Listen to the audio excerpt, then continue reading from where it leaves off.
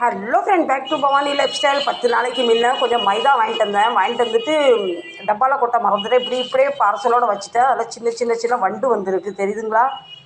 இந்த கருப்பு கலர் இது நம்ம ஜலிச்சு பிறக்கி எடுத்துடலாம். இது இந்த டப்பாவில் போட மறந்துட்டு அது ஒரு தப்பாக போச்சு. பூச்சி புழுலாம் வந்துட்டு ஜலிச்சு பார்க்கலாம் எவ்வளோ வருதுன்னு. இப்போ இவ்வளோ மாவு செளிச்சல குட்டி குட்டி பூச்சி இருக்கும். கேமராவில் கிளியராக தெரியல.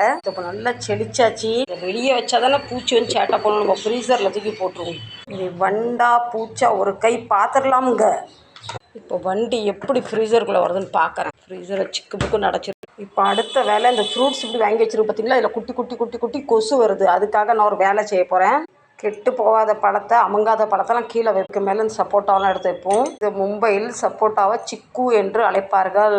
தமிழில் சப்போட்டா, இந்தியில் சிக்கு. சிக்கு வந்து நல்லா ரெடியாக இருக்குது. அதுக்கப்புறம் இந்த வாழைப்பழத்தை வைப்போம். இந்த டவலை போடுவோம். இப்போ எப்படி கொசு வருதுன்னு கொசுவா நானா கொக்கா?